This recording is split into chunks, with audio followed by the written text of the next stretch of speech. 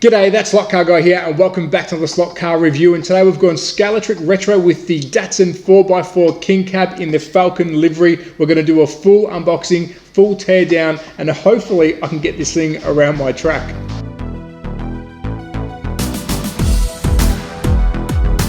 So welcome back to another Slot Car Review, and yes, I have gone Scalextric Retro with the Datsun 4x4 King Cab pickup in the Falcon livery. And you're probably thinking, Trav, why are you buying this stuff? Well, I am a collector at heart, and I have been hunting for one of these Datsun pickups for some time, complete in box. But unfortunately, this isn't the original box, or I don't believe it is, but the car itself is in pretty damn good condition. I think I just need to give it a nice little standing on the tyres, and she will get around the track. But let's zoom in and have a quick look at it in our box itself, and it is very, very brown, very 80s. Now, while we're looking at it, this is the Datsun 4x4 King Cab in the Falcon livery from 1984, and it is C344 for those playing at home, and it was released for 1 year only, 1984. So it is quite unique, and it might not be your cup of tea, but I do like to buy some stuff to show you guys that you may not know existed in the slot car world, and I'm wasting my money and not yours. So let's zoom in, let's do a full teardown, we'll have a quick look at the livery, a close-up and some of the options that are on the car, then we'll get this thing, hopefully, around my track. Alrighty, let's take a close look at Scalextric's Datsun 4x4 King Cab, and now that I removed it from the box, I honestly dig this thing. It is huge, it's got really good stance, the tyres stick out like a proper pickup truck. I'm using a piece of Harel RS track just to show you how this thing sits, because it is quite a unique slot car, but unfortunately I have removed it from its box and there was no parts or pieces in there, so I am guessing it wasn't the original box. But as you can see, the truck itself is in pretty damn good condition. So let's talk through it together. We're on the passenger side here. There is your Falcon sticker in blue. Yes, this is the Falcon livery version with the, I'm not going to call it Mission Brown, but it'd be very close to Mission Brown. And if you are a person of the 80s, you know that that was the color of choice for everything. Fences, kitchens, cupboards, you name it. Everyone just painted Mission Brown, but I don't think that is Mission Brown. Around to the back, one of my favorite brand of cars of all time is Datsun, and take a look at that, and it's in quite good condition. It's got a nice blue border with the gold reflective. That looks really, really good. The rear bar has got the indicators and the reverse lights that appear to be painted on it, but I will take a closer look. Around to the driver's side, we do have that same Falcon livery, and I do like this gold pinstriping or similar down the side. A very good looking truck, and yes, it is brown, but I think I dig it. Onto the roof, a nice bit of etch work, we'll call that. It's a sticker, a black sticker patchwork, and I like how that breaks up the color.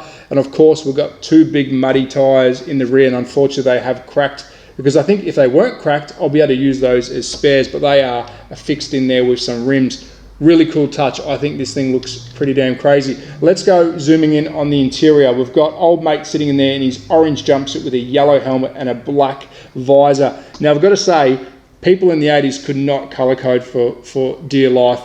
He is wearing orange in a brown car with blue stickers and a yellow hat.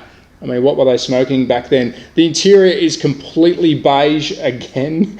Beige and brown, yummy. Onto the bonnet, we have the big Falcon sticker, which is still in pretty good condition. I like the big blue circle with the gold outlining, and then there's the gold Falcon itself.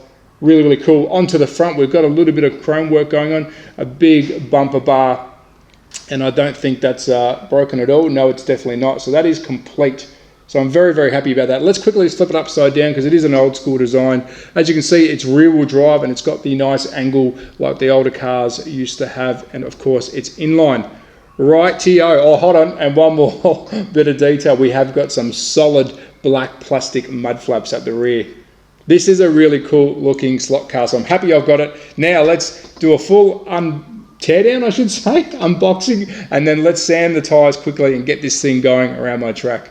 So I've completed the teardown, and it took 4 screws only, but being a slot car of the 80s, this is more of a toy than what we are used to today, and there are a lot more individual parts that come apart during the teardown. Now let's start with the front and rear bumper bar, because these are a very, very important part of the car. These will help hold the chassis and shell together, and as you can see, 2 screws through the rear and 2 screws through the front.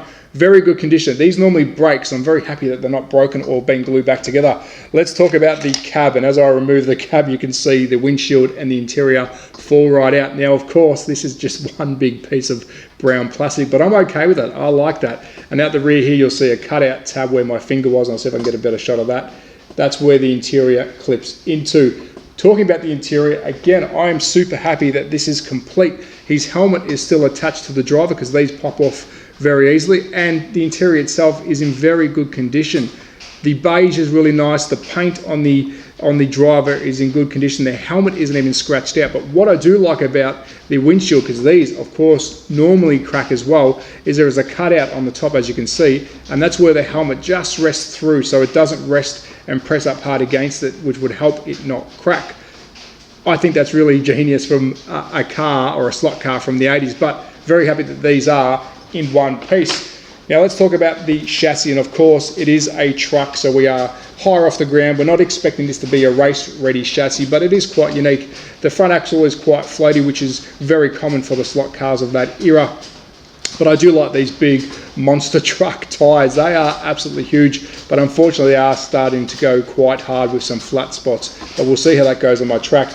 Inline motor, which is on that angle, and if you remember correctly, the Escort of the same era was on the same kind of angle, and this is the generic motor of that time. We've got your pinion and your gearing, and I do like how the gearing is in yellow, and of course very squishy tyres at the rear.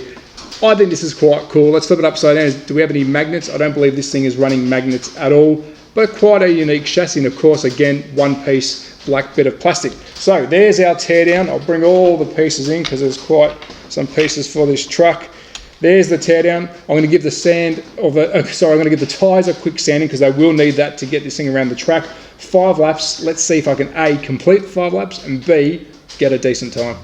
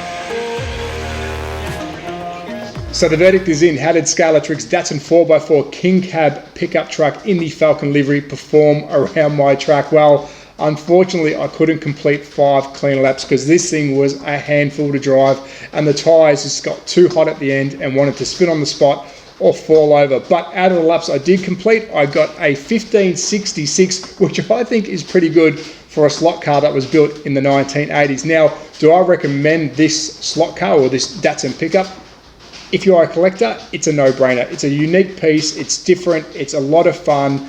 If you are someone who's getting into the hobby and thinking this is a good starting point, definitely not. Stay away from it. I think it's a collector's piece only, or someone who wants something different, or if you want to make a custom slot car and try and make this thing a bit quicker, it'd be an interesting piece for your collection.